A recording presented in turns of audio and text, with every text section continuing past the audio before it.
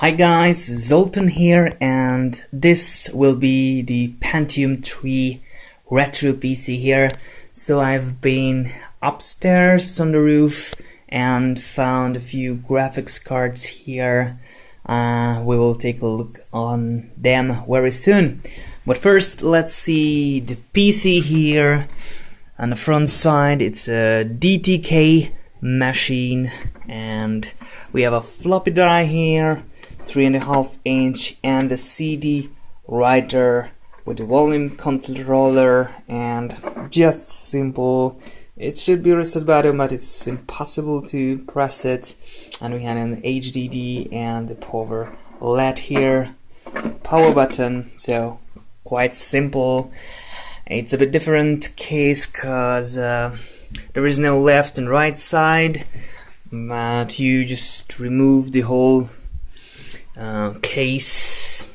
I'll show you. So, okay, so this entire part is just all together been removed from it.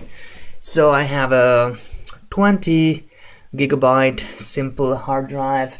I've tried to install Windows 98 on an 80 gigabyte 7200 RPM drive, but somehow after formatting and just saying it cannot install Windows 98, so I'm using this 12 gigabyte version, which is great. Just it's a bit loud. It has this high pitch volume and something. It's really annoying, but I will live with it. And I just removed the floppy cable because I don't want to use a floppy.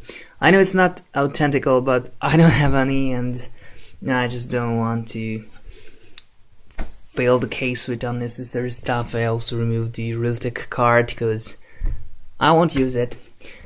I had many issues to move files to this computer because I have a CD drive here. Installing Windows 98 was easy, but drivers, yeah, I had no drivers at all, only a flash disk, a pen drive, but even if it has USB 1.1, no drivers for the mass storage. So I just looked on the internet and found some. I put this hard drive to the Windows XP machine and moved some driver files and programs to this drive, and after installing the mass storage, now I can move files to a pen drive, and it's great. Windows 98 is just amazing because you don't have those task manager thing. Just simply you can kill the task, but you don't have the CPU usage, memory usage and stuff. You have a separate software for that. I'll show you that later. So it was a big change after Windows 2000, and it was so nostalgic to test out the sample CD with videos and stuff. So Windows 98 is a great experience after this whole mess with the drivers. So I think I have a 300 watt power supply here. It's a good one. I don't know what's brand, but the parameters are just nice, so shouldn't be an issue. So the CD drive, the hard drive, and yeah, this is the Sound Blaster 128. So a very simple sound card, but I have the driver and it's working, so great. Maybe I will use the Sound Blaster live later because my Windows 2000 machine is just having issues with the installer, and it's saying Windows 2000 can't boot. So I don't know, maybe it's a hard drive or just the installation. So maybe I just salvage these parts for this computer, or install it and move it into a PC case or whatever. It will be fine. Okay, what else? We have this motherboard here. It's the DTK motherboard with the Intel 440VX chipset. I haven't found any drivers for the chipset on Intel page or anywhere in the internet, and DTK page is just offline regarding the downloads, so nothing to do about it. I have this SDRAM here, 512 megabytes, 2 modules, 133 if I remember what, with a cache latency of 3, so that's good. And I have the Pentium III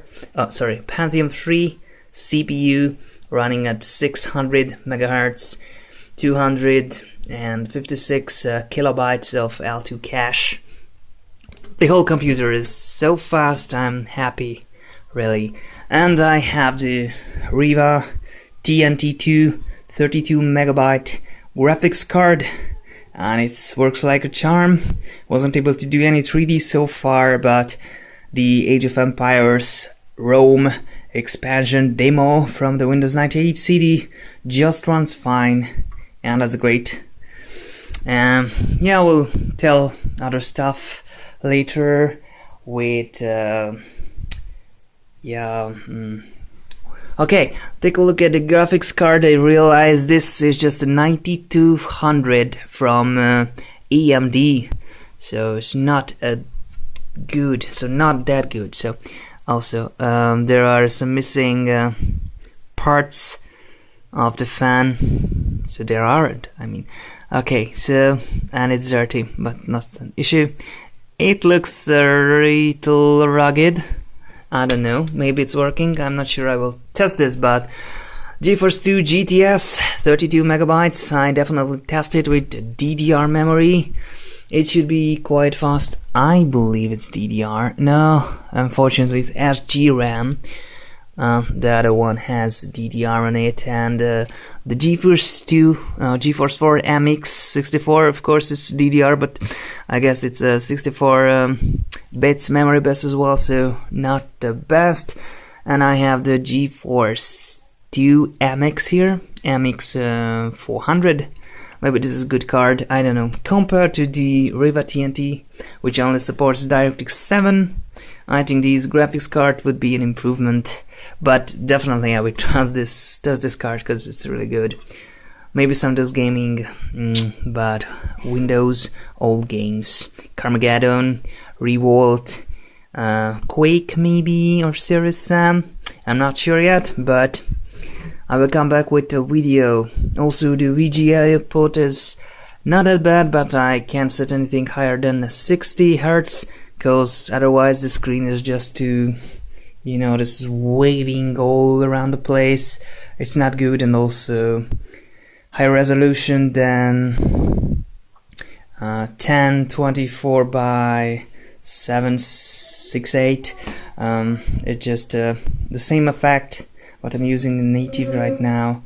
So yeah, 1280 by 1024. It's running 60 Hz, but it's a bit blurry or something. Lower resolutions are just fine.